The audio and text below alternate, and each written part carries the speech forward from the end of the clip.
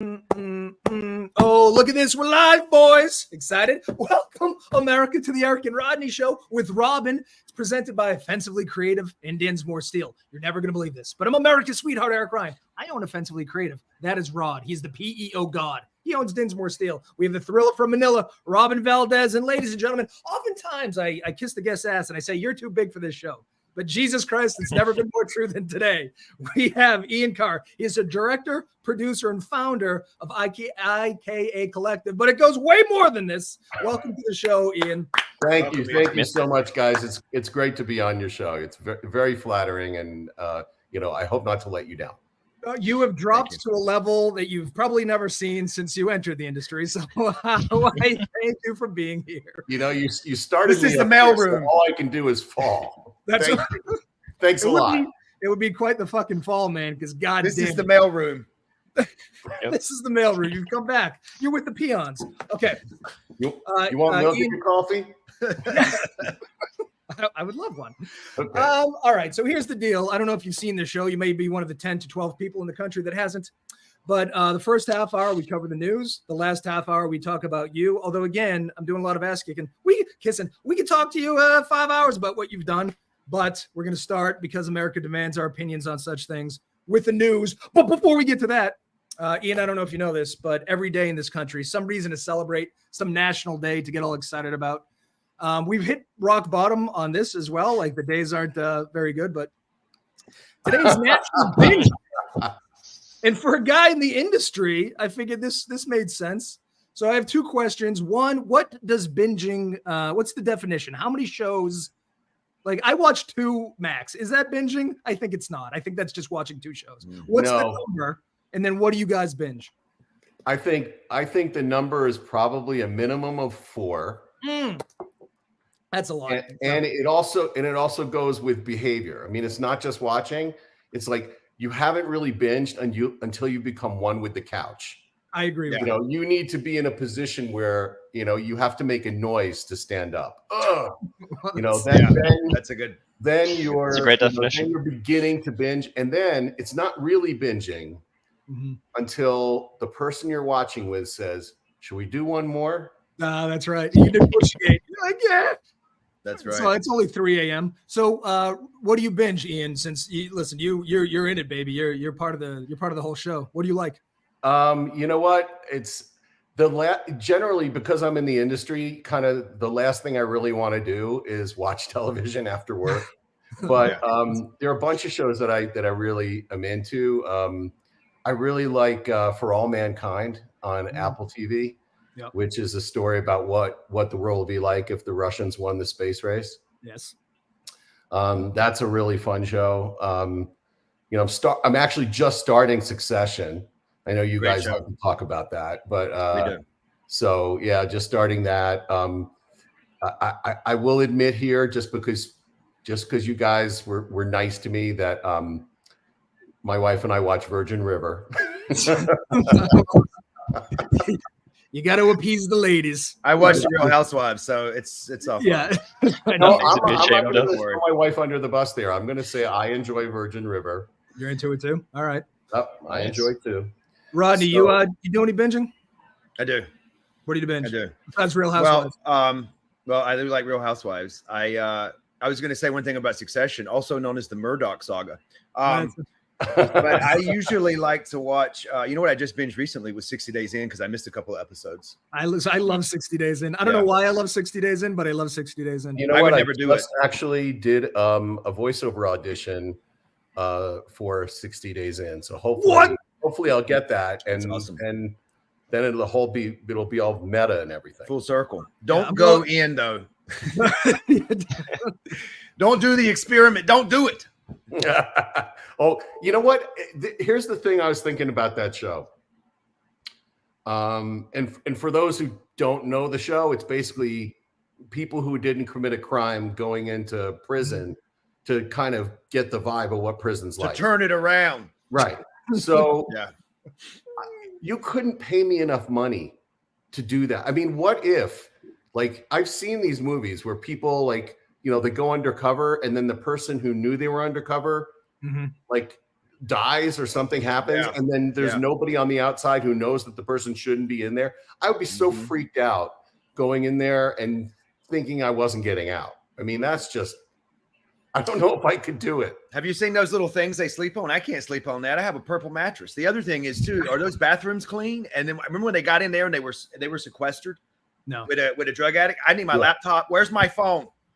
You know how dirty the bathrooms are? So I watched one of those Scared Straight things, you know, where they try to turn around the kids by screaming at them and tell them they're going to get raped. The whole thing, I was like, yeah, I think some of that's avoidable. The guy said he got a staph infection by using the bathroom, and that's what freaked me out. Like his whole hard, disgusting, almost died. So Rodney, no, you can't even take a piss without getting a staph infection. I can't. No, I'm going to have to do another show. Yeah. The only thing I get close to binging is that show Alone, because nothing happens in an episode. I'm always thinking the next episode someone's going to get eaten by a bear, but it never happens. It's the most boring show. They get kicked off because they didn't eat enough. Every episode. Robin, what do you binge? I can binge, and I have binged in the past, is Breaking Bad, and David Doctors is like butter. Oh, Jesus. I think the internet. I'm familiar with that show. Come in, Elon. Come in. Oh, you guys. Space Station 1. This is going to sound like totally like, oh, yeah, I've got something to say on every little thing. But my company was involved in the Breaking Bad universe. Yes, it was. I saw your little 6-part documentary. We can talk about that later. I love that show. We can tease that. Well, then you're going to love Ian Karr. Also, Rodney's recently been to a Jackie Martling show. So there's a lot of synergy with Wow. It was explosive. A first-time event happened. I'll share. Oh, okay, we'll get to that. All right, let's get off the binging. I do want to say one other thing because I'm on this show. Today is my twin brother's birthday. Troy on the left with the long hair is an avid watcher of this show. So happy birthday, boys. This is when we were in a Mumford & Son cover band. Not bad, right? Little line man, I like it. Okay, good. Classic. Sepia tones. They love sepia tone. All right, Robin, what do we got? What's in the news, baby boy? So last week we briefly touched on the auto strike, and I know Ian is also really into cars, so we kind of want to get his opinion on this matter as well. Hates them. So there's now.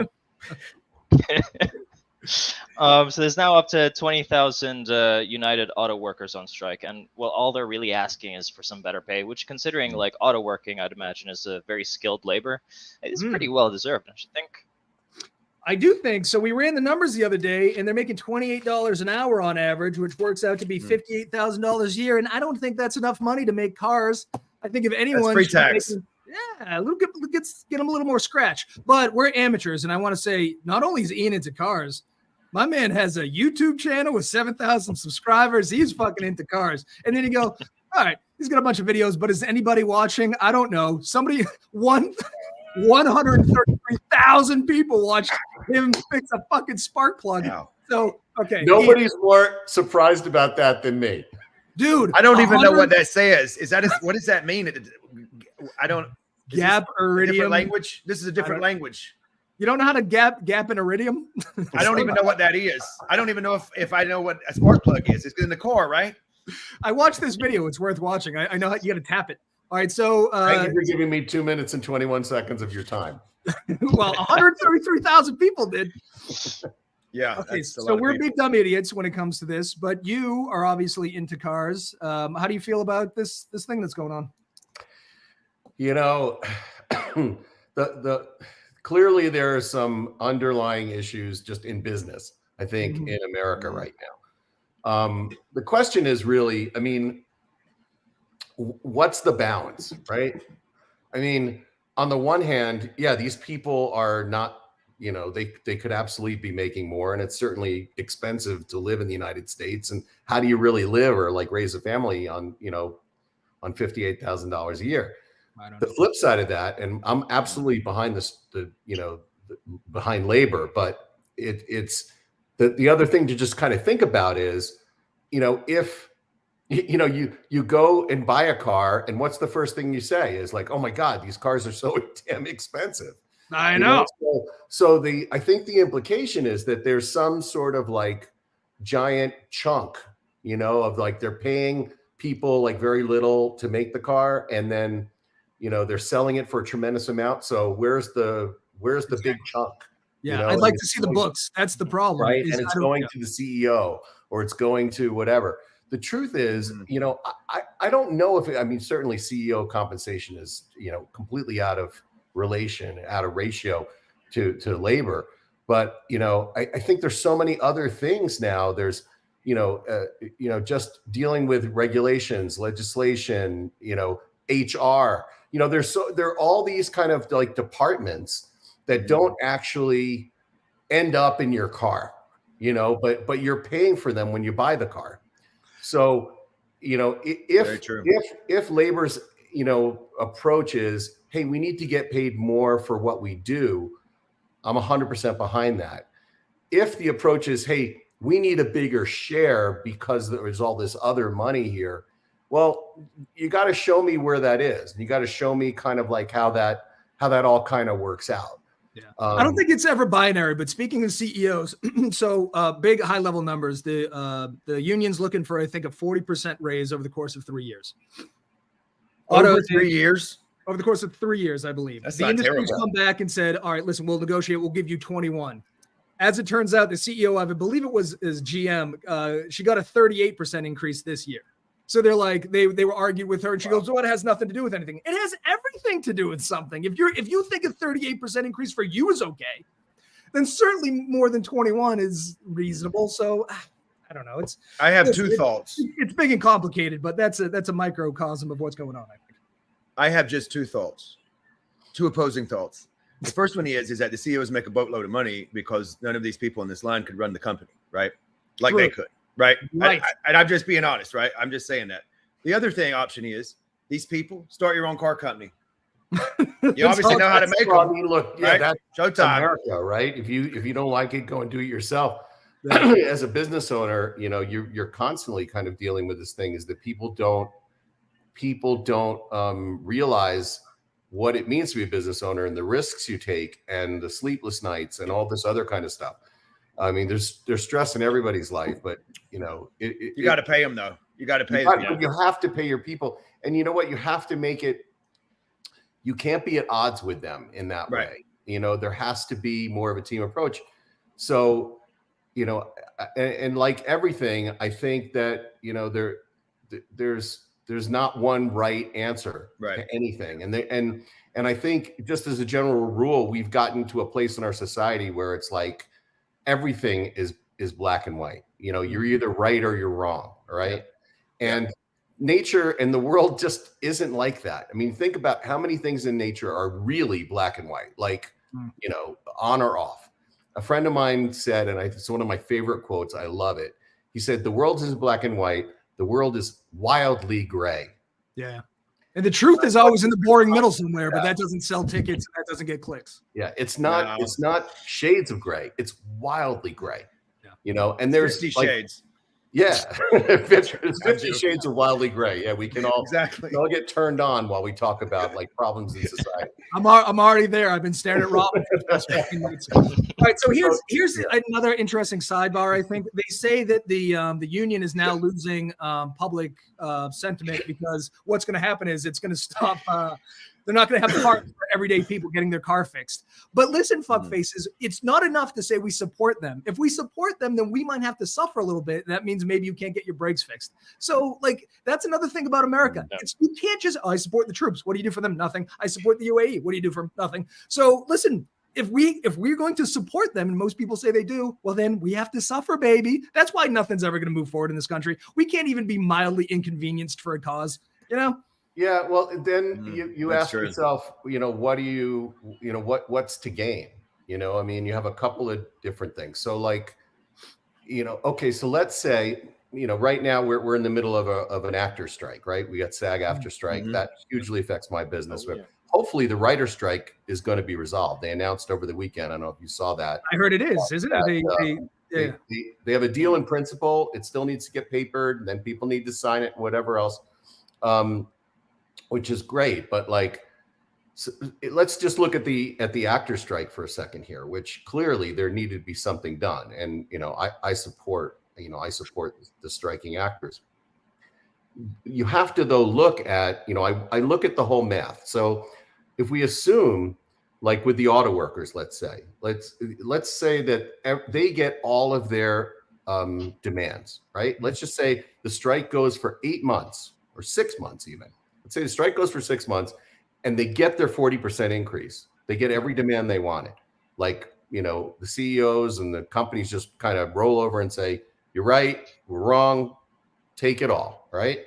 They haven't worked for 6 months.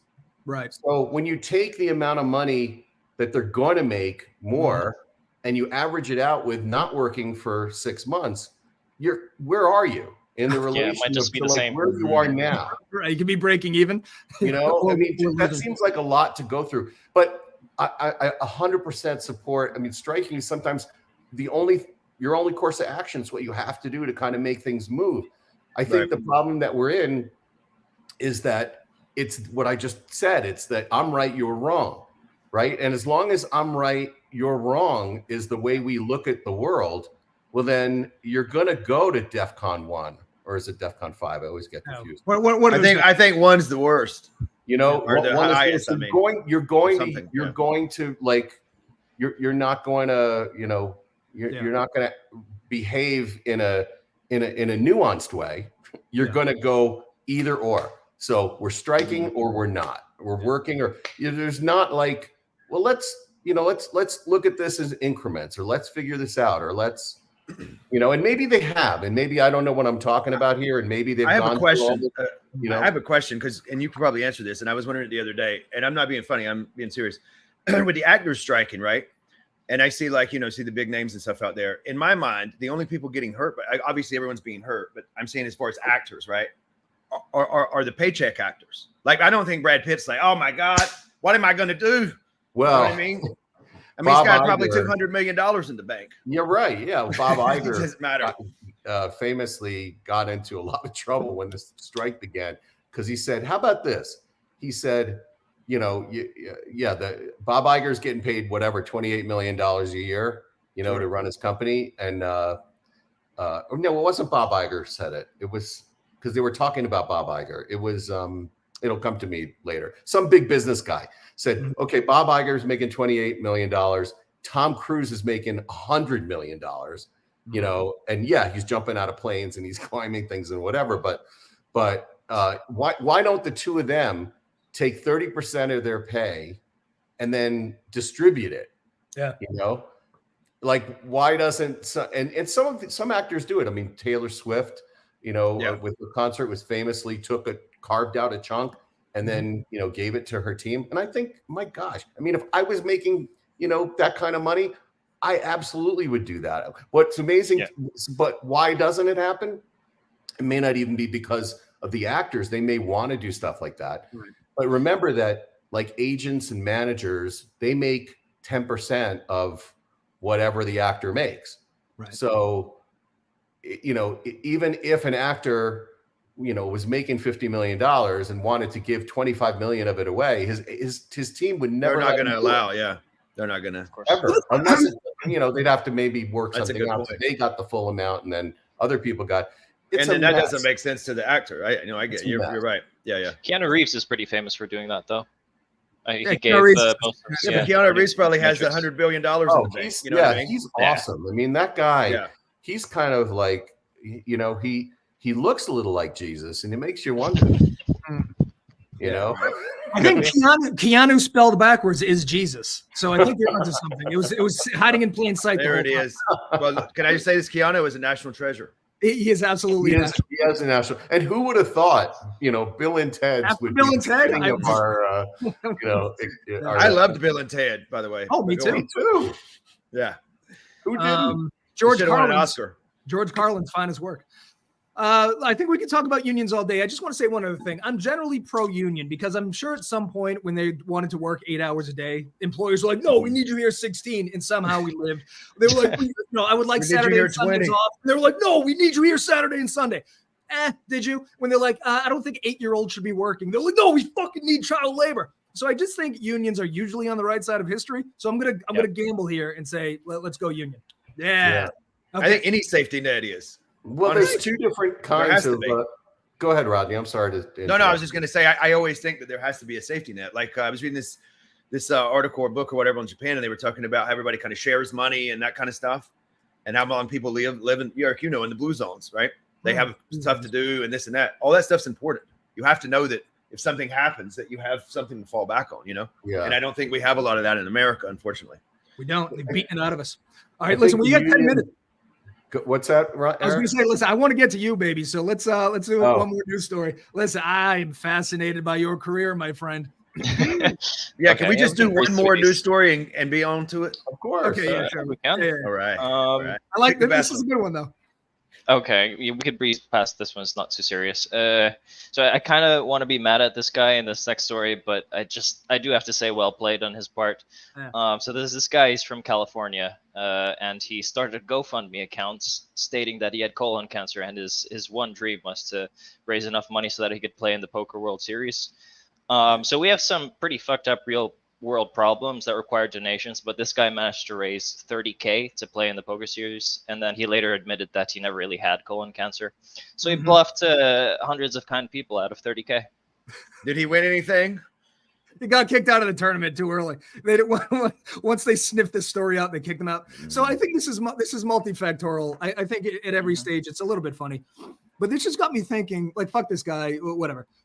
An adult Make-A-Wish, like cancer. I'm a huge fan of the Make-A-Wish Foundation. Who isn't? But like adults who have cancer should also. I think there should be, much like there should be a LinkedIn dating service. I think there should be an adult Make-A-Wish. Don't you think there should be a casino in Vegas that's just Make-A-Wish casino? Because that's where a lot of people are going to end up. It's going to have to do with drugs and strippers. And That's fair, right? So this guy, he doesn't have colon cancer, but he does have breast cancer. So he was just ashamed to tell people that he has breast cancer. Yeah, I know. This was like a footnote in the story. But he does have cancer, and he just wanted to play a little poker. I'm not excusing his behavior. This is where he lied. This is the GoFundMe. But you know what I'm saying about the Make-A-Wish thing? Don't you think? Wouldn't that be nice for adult humans? I mean, listen, if I have cancer and I'm going out, I want to go see a Patriots game. I don't know, This has gotten to be such a thing now that you almost have to have some sort of like hologram verification, that you're sick. It's like some sort of you almost have to post like a medical record, like it's a HIPAA thing, because everybody's looking for something, Can we get Benjamin's information? I'm sure we can. Benjamin looks like he is ready to roll the dice. $4,600 donation. Come on down, Benjamin. Yeah, Benjamin. Okay, so not only did Benjamin do this, but a few World Series of Poker players donated $5,000, $6,000. So he was doing all right. Oh, wow. Yeah. Here's the other thing too. Like GoFundMe is now our official insurance agency for the United States. Like, what the fuck is going on? How about this guy gets breast cancer and we just give him breast cancer treatment and he doesn't have to do shitty things like raise $30,000 online? Can we just do that? Like every other that doesn't make sense on the planet? Could we be like every other country on the planet and treat our sick? Could we maybe figure that out for 5 seconds? You're gonna have to back that up, Rodney. That's great. Well, there was a news story last night on 60 Minutes about how Ukraine is spending the money that we've been giving them. But then I thought to myself, if you give somebody money, they can spend it however they want. Exactly. And they said that they were supplementing small businesses, and that they were paying, the rescue squad, whatever that stuff is. And I thought to myself, maybe we should take some notes. Have we thought of any of this? No. They were rebuilding infrastructure. Mobile saunas. That was another story. Yeah, maybe Joe Biden could get a hold of this information. Once you give somebody money, you can't criticize the way they use it. Like there was a comedian once who said he was giving money to a homeless person, and some woman was like, "Ew, he's just going to spend it on drugs." He goes, "I was going to spend it on drugs." So that's right, exactly. That's the way I feel. If you give somebody a $5 bill and they say, "I'm going to go get drugs," I say, "Where in the hell is the $5 drugs?" Yeah, I would very much like a piece of this. Yeah, I mean, it's like, the only other way around that is to give it with condition.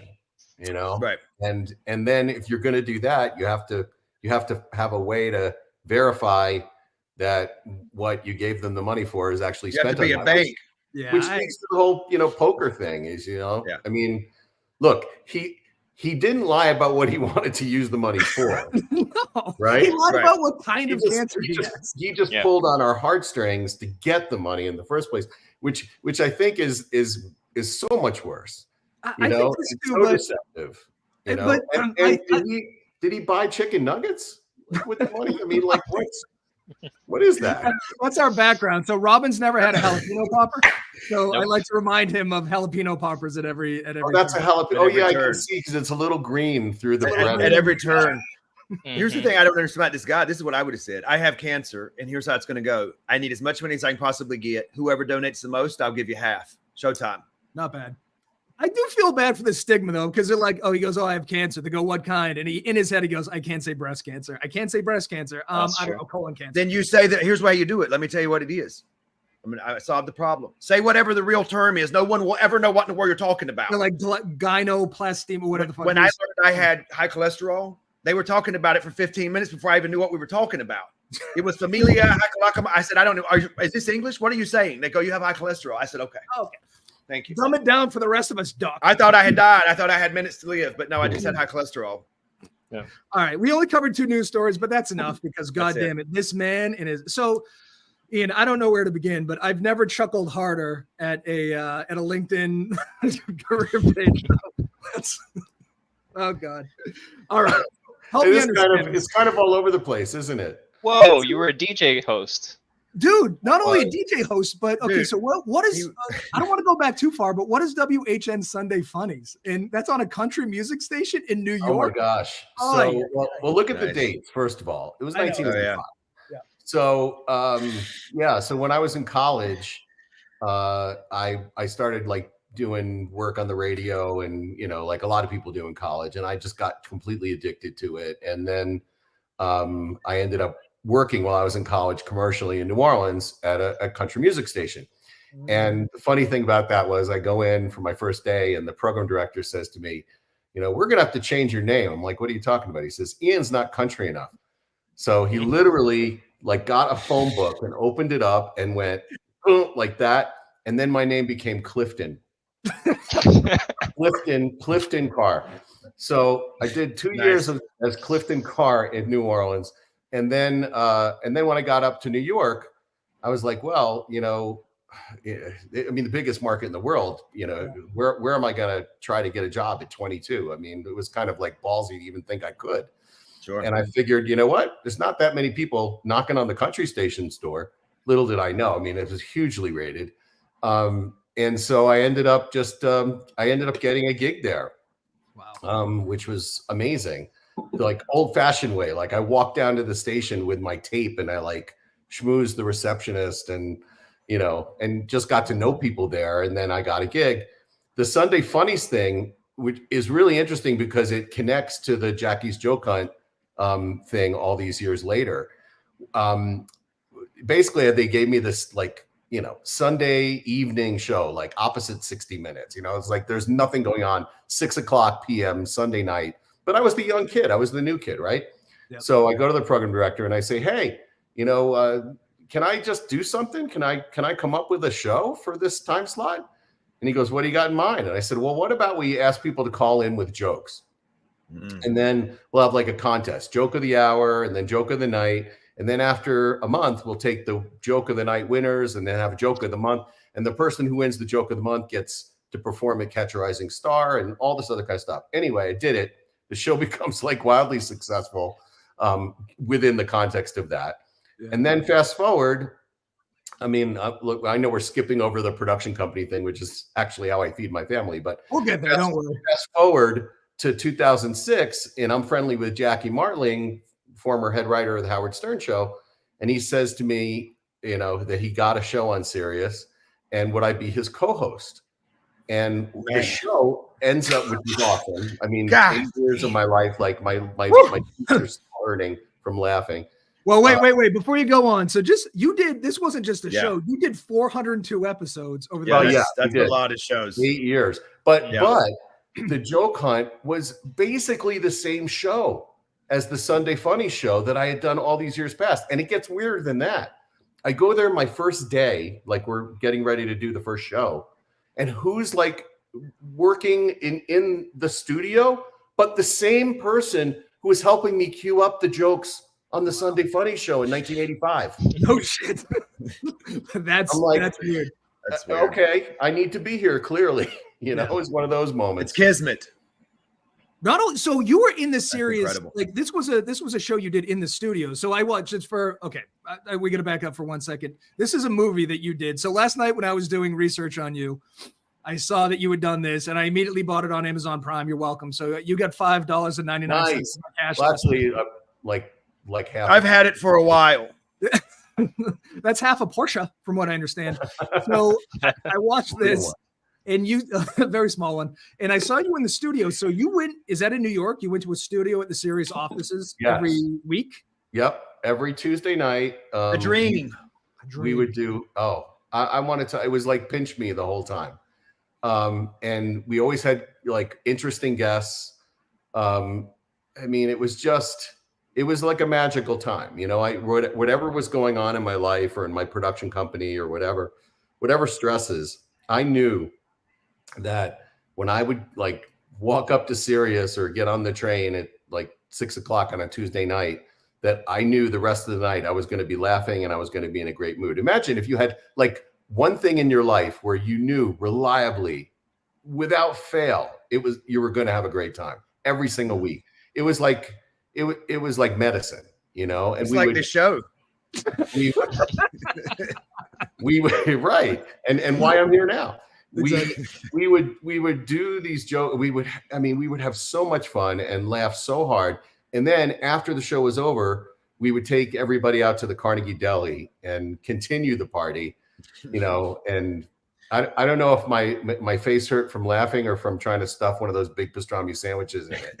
But either way, it's a good night. Either way, it's a great night. So you had a gig where you went to the Sirius offices, recorded a show with Jackie Marling for an hour where he told jokes, and then afterwards you hung out with celebrities and ate at a deli.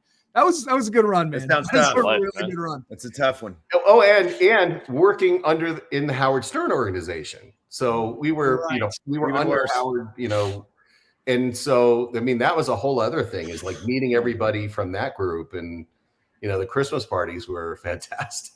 He's the king of New York. What's that? I said he's the king of New York. No, king of all media. That's true. And this is what when we started, it was I suck at math, but a while ago. So he was definitely more of a force. Still is obviously a force, but in those days, I mean, it was just right after he left. He left terrestrial radio, and within 8 months we were on the air with Jackie. So there was a lot of attention. There were a lot of attention on those channels. I remember when Sirius and Sirius XM came out, and they got him right, and it was like, I remember one of I remember my stepfather called me and he goes, "What was this satellite radio stuff? How am I going to hear Stern?" I said, "Well, settle down now. It's all handled. We've got it sorted for you."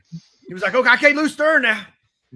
Stern was absolutely huge, and I do want to talk about this more, but I want to get to your production company as well, because that's on this the greatest resume of all time. By the way, I think that that is a great way in, is just to show somebody's LinkedIn.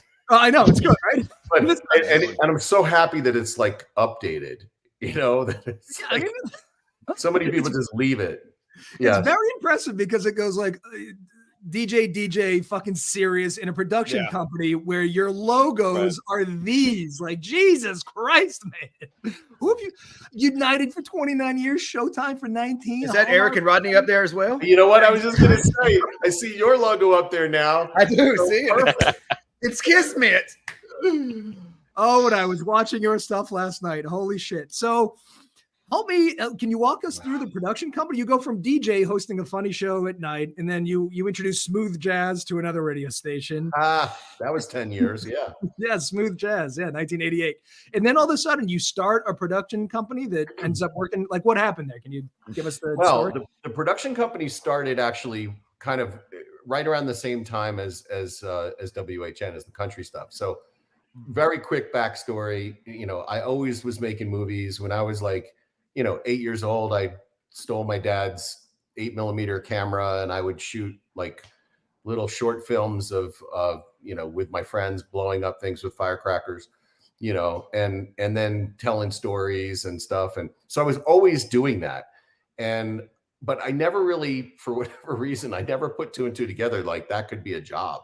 Yeah. So I go to college.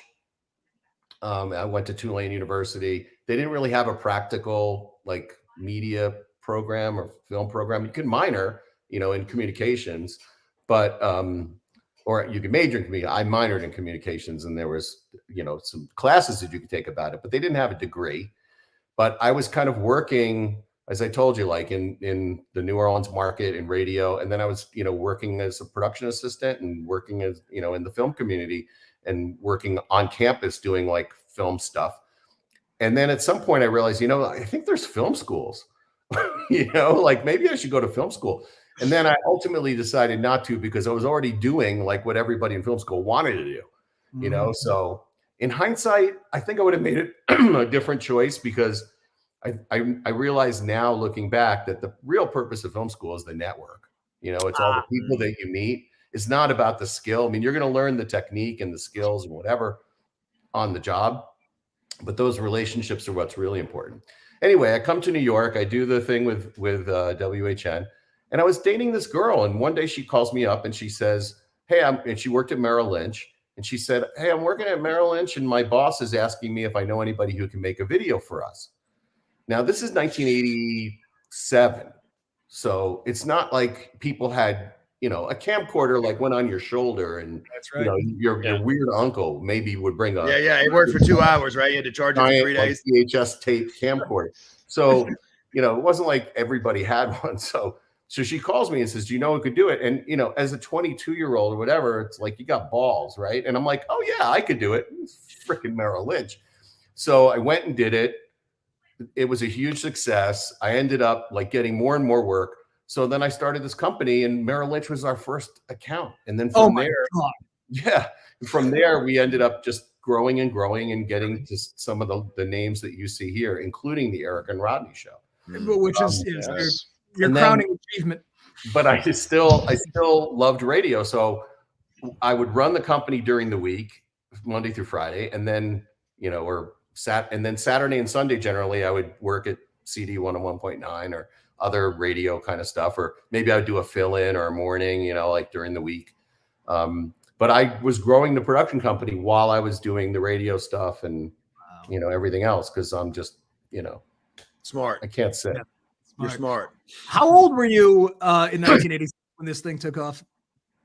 In 1987, I was 23. 23. So yesterday I was on the treadmill and watching a biography on David Ogilvy. I don't know if you know who that is, but he's the greatest of all time. So he started his agency at 38, which is significantly older than 23. And then his whole thing was like he made a list and carried in his pocket of the big 5 things he wanted to get. It was like Jaguar, blah, blah, blah. Yeah. Your first client at 23 was Merrill Lynch. That's fucking crazy, right? That's like incredible. We all acknowledge how fucking batshit crazy that is. It is definitely crazy, but I think I've always kind of had this philosophy of just like be open to stuff, and try to say yes when you can, and not just immediately go to no. Yeah. You know what it is too? It's audacity on your part, but audacity works because I watched, again, I want to get to your movie, which is fucking amazing. But Jackie had the balls at whatever it was, 25, to write jokes for Rodney Dangerfield and send them in. And Rodney eventually used those jokes. Yeah. We were audacious, inviting you on the show, and you did it. You were audacious at 23 with your shit and getting Merrill Lynch. So isn't there something to be said for just being out of your mind? Yes, obviously. And I'm very out of my mind. And I'm glad to see that I have some kindred spirits here. But look, I think that it's so cliche, but there's 2 kinds of people in the world. There are people who talk and there are people who do. It boils down to that. And right.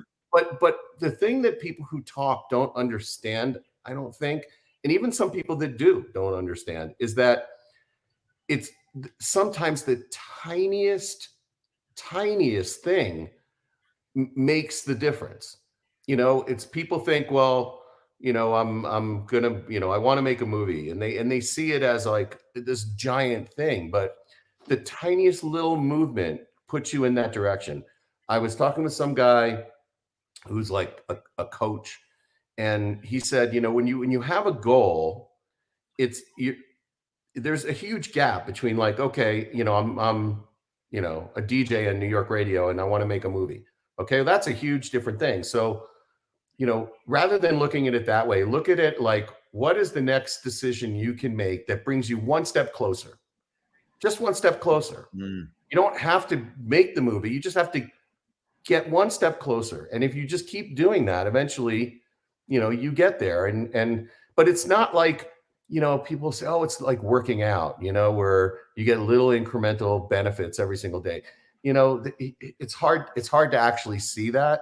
It's more about just kind of being open. I would have never met the girl that ended up giving me the Merrill Lynch account if I hadn't said yes to a buddy and gone out like drinking one night. Mm-hmm. Like I was tired. I didn't want to go out. He's like, come on. So we go out and I go to a bar, and that's where I meet this girl. See, yeah, this plays into. So on Friday we had a guy that works. He worked at Ogilvy and he worked at and he did the Priceless campaign. You know, the MasterCard, like baseball tickets, $50, whatever. So we were talking about the importance of experiences. And I think today, like the LinkedIn bro thing is like anti-experience. It's don't drink, wake up at 4:30 in the morning, take cold showers. It's like anti-experience. But you went to a fucking bar and met a chick, and then at 23 had Merrill Lynch as a client. It's like, so I think that's, you know what I mean? That's better. That's objectionable. That's the most insane ripple effect I've heard. All of this kind of stuff, even the car stuff, you know, it's like, you know, you showed the YouTube channel before. So, you know, I was always kind of into cars, and my son was 9 years old, and I was looking for something for us to do. And I was like, hey, maybe we should restore a car. I've never done that, you know, but I did enough research to say, okay, well, let me buy this like cheap piece of shit car that if I screw it up, it won't matter, you know, and I ended up loving it, you know, but you have to do something. Like you know what I like about this too? Fun, but like do it. Just do it. Absolutely. Your intro video into this, I watched it. You make a great point. You're like, people that build cars aren't smarter than you. As a matter of fact, they probably don't have better tools either. So you can just do it. But they deserve to be paid more. They do deserve. They do deserve to be paid more. Well, there's probably some that you could get to help out at this point, right? Yeah, you know what? If you ever have to change a spark plug, I know right now. And we know the man. Look, I think just circling back really quickly to the union thing, it's because like I said before, I'm very, very pro labor. Yeah. You know, I think the need for unions, as I see it, there's like two buckets of where unions are needed. Unions are needed in industries where people will do anything to work for free, so that it's rife for exploitation, like the entertainment industry. We absolutely need the unions to protect the actors' interests, protect us, you know, protect us from ourselves, basically. Because how many people would say, "Oh, I'll act in that movie for free"? Yeah, you know, the union prevents that from happening. Super important, right? The other bucket is jobs that where you could be easily replaced, right? Where management could use the fact that you could easily be replaced as leverage to just keep your prices low, right? So the union needs to protect those people. That's why you don't see a lot of unions, I think, in the middle, in a lot of, you know, quote unquote white collar or whatever, is because there's a general kind of compact between, you know, I'm working for this and you're paying me this, and, you know, I have the flexibility to just say, you know, goodbye, you know, and go find another job. You know, it's much harder for an auto worker to do that. I mean, what are you going to do? Like move to another factory that's going to be better? They're all kind of working together. So I don't know how I just got on that tangent. It's fine. Listen, you're in a lot of union. Probably you're a car guy. There's a car work stoppage. You're in the acting industry. You're there. So strikes are near and dear to your heart right now. Which I think brings me to this next question, and it's a big one. But like, okay, so you are IKA Collective in the beginning. It's your Merrill Lynch. There's no way you can do all of this and do your car show and do a movie and do all this shit where you're like doing voiceovers. So at what point do you sleep? Yeah, all that. I'm joking. Go ahead, Eric. I'm sorry. I'm not. When do you sleep, and when do you pass off this to somebody else? So you're a collective, so there are obviously many people working on this, but like, when do you step away? Because there's no way you could be taking calls from Hallmark and fixing a car and doing a voiceover all on the same day, right? Really? There's no way I could do that? I have an amazing team, and I'm fortunate in that people that are with the company have been there for, years.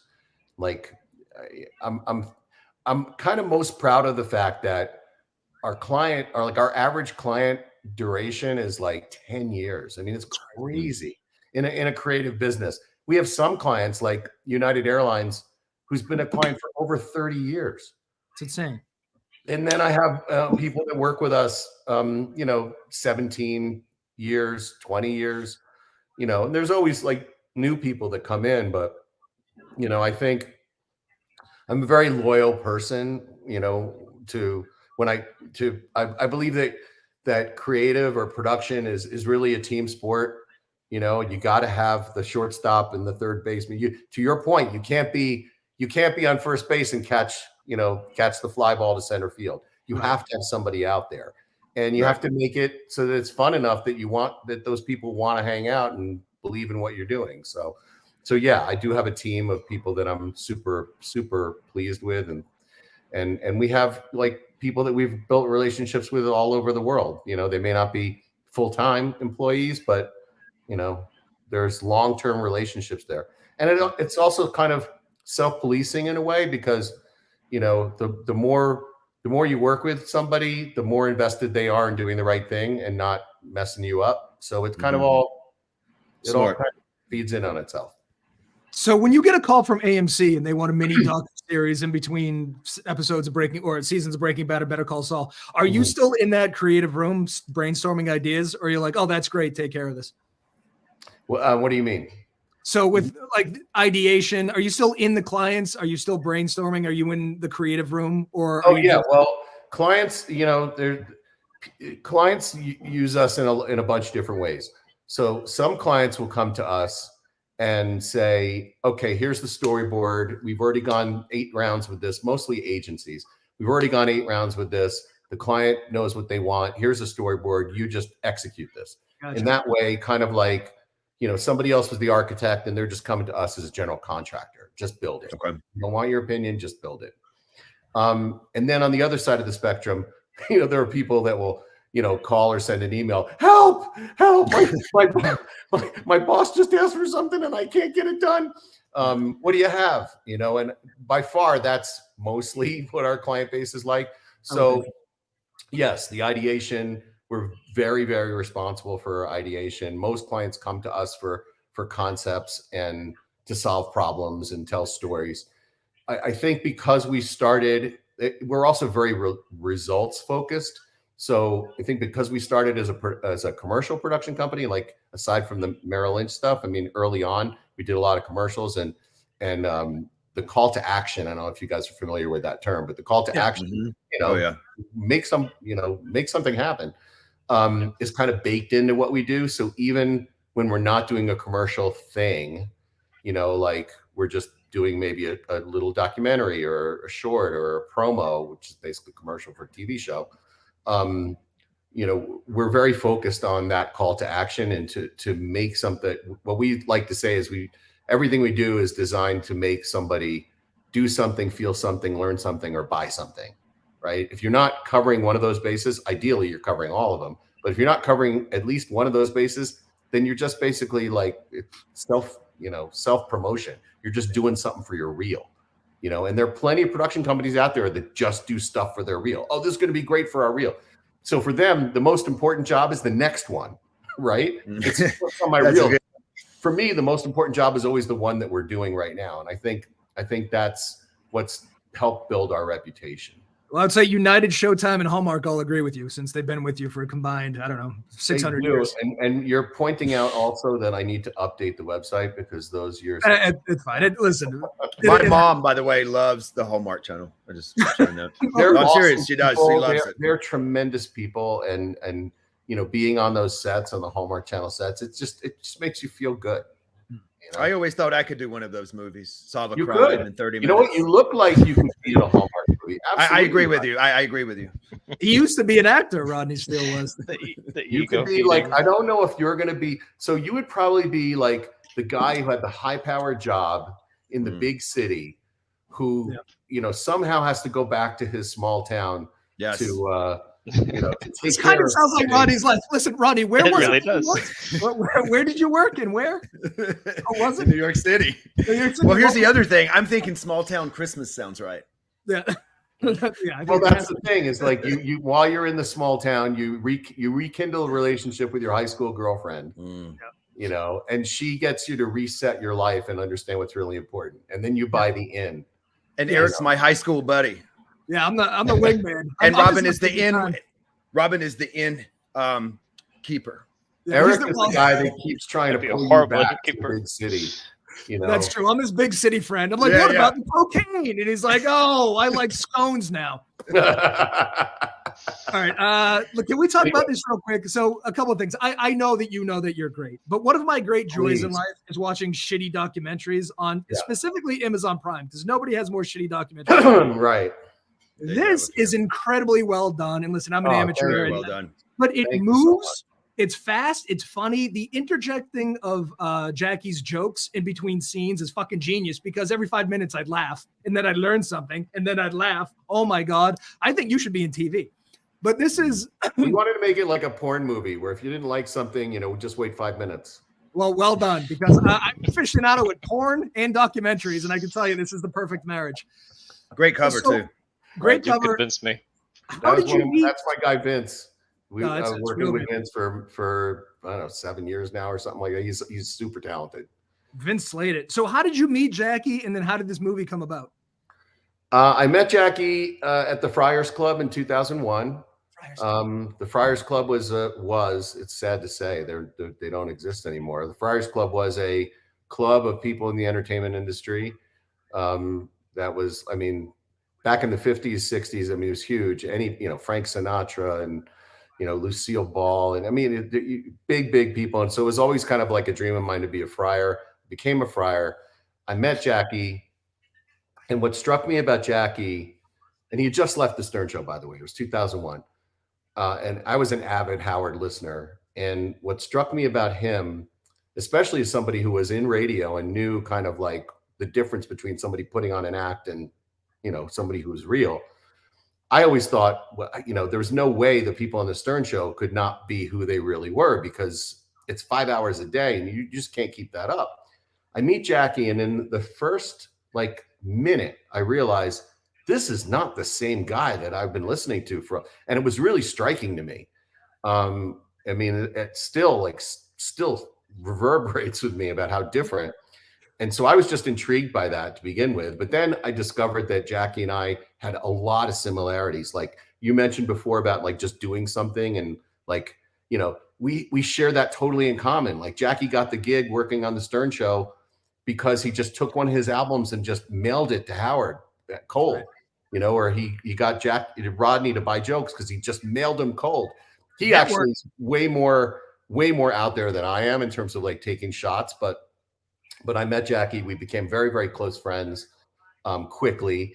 And then every time we would talk, I would pull these stories at him. And I said to him, you know what, let's record these conversations, because these stories are great and they should be preserved and whatever. So we did that. And then shortly after, we have the recording. Actually, Jackie just sent me the recording. He found it. And right after that recording, Howard went to Sirius, and then Jackie was offered the show, and it was fresh in his mind that we had just done this. We had basically just had this conversation, just done this show. And then we end up doing the joke hunt. But so while we were doing it, and forgive me if this is dragging on, but it's good to kind of give you the backstory. We want to know. While we were doing the show, Jackie comes to me one day and says, these guys are doing a documentary on my life. And I'm like, okay, because Jackie was portrayed one way on the Stern Show, and he is, him kind of a different way, I'm very protective of him and just as a friend. And I knew as a production company owner, I was like, who are these people? I want to talk to them. So I met with them. They were nice guys, and I don't fault them at all, because, they're filmmakers and they're coming out a story. But the story they wanted to tell was, here's this guy who had it all, and then he walked away. Mm-hmm. And that's the low-hanging fruit. I mean, everybody knows that he was in a biggest radio show and then he left. But I was more interested in, we've all all had that feeling of wanting to tell your boss to go screw himself, right? Who actually does it? Yeah. Right? Jackie did it. So I think what's interesting, and he didn't really tell him to screw him. It was just a dispute over money. I'm just, Yeah. dramatic. But I'm more interested in what makes a guy like that tick, and what's interesting about him. Like how do you get to the point in your head that you're okay with doing that? And I think the movie, I'm proud with how it came out, because I think a lot of people who see it, the comment that just keeps coming back is, I didn't really know Jackie like that, which is the same thing I had when we were at the Friars. And I now understand why he left. So I got to tell you, they're amazing. You're speaking to, I think, Rodney and I specifically were such huge Stern fans during the Stern golden era, like the original lineup. And this plays into that a lot. What broke my fucking head was that Jackie Puppet bit, because I remember, so Rodney, I don't know if you remember this, but Jackie Puppet would make fun of Jackie. So Billy West was doing Jackie, and he would make fun of Jackie. Jackie was feeding Billy West lines to make fun of himself and then acting like he was pissed off. And just talk about meta. Holy fucking shit. Like, this will break your brain. And then I didn't know that Jackie was feeding Stern jokes throughout the entire show. So he'd write it down, drop it in front of him. Stern would use the jokes and then fucking make fun of Jackie for being a cheap asshole. It's amazing how few people know that, and it was, he was the head writer, and that's what he did, right? But I will say this, okay? It's like the genius of Howard is that he was able to kind of fit that in organically, because people will say, oh, this, it's like us versus them. It's like, Howard's bad, Jackie's good, Jackie's bad, Howard's good. It's not like that, all right? So Jackie and Howard were just like, the two of them and their talents just worked so well together. Jackie is a genius at what he does. Howard is a genius at what he does. And when the two of them kind of came together, I mean, total magic, right? Jackie couldn't do the Stern Show without Howard, and the golden years of the Howard Stern Show wouldn't have been what they were without Jackie. No. So, it was very much a team thing. And the other thing, Eric, that, blew my mind when I first learned it is the way the Jackie Puppet got into the studio that was awesome. Was by Jackie. Right. A guy made a Jackie Puppet, and he was going to take it to the Stern Show. He said, Jackie, take it to the Stern Show. And Jackie said, I can't take it in, because if I do, the guys are going to think that I'm just promoting myself. So here's what you do. You show up at the radio station one day and just say that you made it. Right. So that's how well Jackie understood how it all worked. So the Jackie Puppet, comes upstairs as if it's from a listener, but Jackie orchestrated the whole thing. But it's even more, it goes deeper than that too, because the day they used the Jackie Puppet to talk shit about Jackie, Conan O'Brien's in the studio, and he gets the idea for Triumph, the Incel Comic Dog, who's arguably the best bit that's ever come out of late night in the history of best bits. So it's like, holy shit. The other, this is endlessly fascinating too. The respect that he has in the comedy world, like as soon as someone goes, Artie Lang said he's a comedian's comedian, and guys like Dave Attell and Norm Macdonald, may he rest in peace, love Jackie Martling. Like, that's who this guy is, and he's just to your point, so different than the guy that we knew on the show. He's really, obviously there's some things that are similar, but he's a unique. JokeManMovie.com is where you can find out how to watch it. Listen, go spend the $6 or buy it for $14.99. Either way, it's goddamn fantastic. We only have a couple minutes left, but I do want to talk about, I went to your IMDb too. You were the busiest guy in show business. Holy shit, man. I am not. Evidently, I don't know who's busier, but it wasn't just this. You voiced the Toys That Built America too. Is that a thing that you have? That was. I'm actually in the middle of season 3 of that right now. So that's awesome. I just, what, I love to do the things I love, and I'm not going to not, it may be a little bit like career ADD, but somehow I can fit it all in, and I got good team, behind me to, from.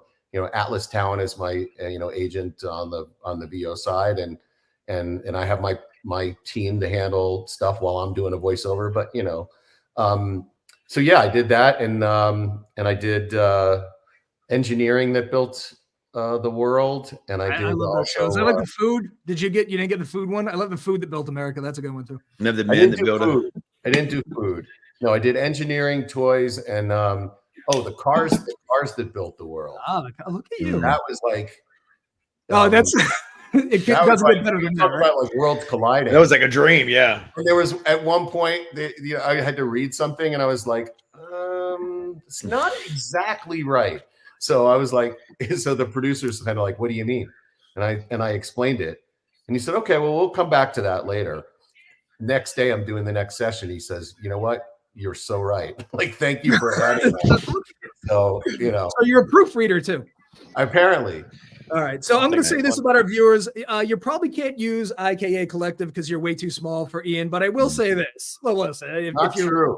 If you work at HBO out there, maybe he says not true. Not true. Listen, the average, our projects range from like $5,000 to $1 million. That's wow. Okay. So if you got $5,000, because you know what you can do, and here's the example. I know you guys got to go, but like one of my favorite commercials ever was from the Super Bowl, I think in 2003.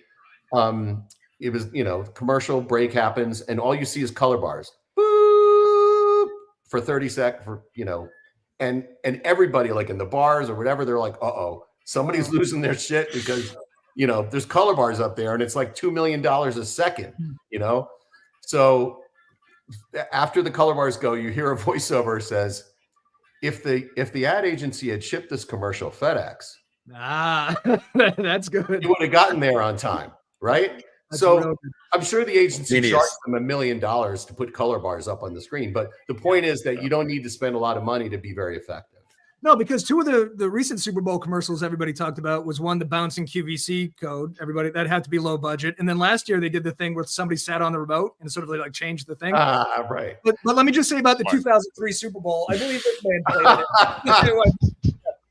it. I was against the Carolina Panthers. Okay, one more thing before we go. We might already be cut off in some of the streams, but if ever you have cared about the Howard Stern show during its prime or comedy in general, your movie on Jackie Martling, Joke Man, is goddamn phenomenal. 10 out of 10. Not 10 out of 10. And I bought the audiobook today and started listening to it. So, Ian, once again, way too big to be on the show. Thank you for being here. You're incredible. I'd love to have you back if you'd like to be here. Isn't someone for sure? All right, guys, we got to go. Goodbye. America will be here tomorrow. Ian, stay in the green room for 1 second if you don't mind. Absolutely will.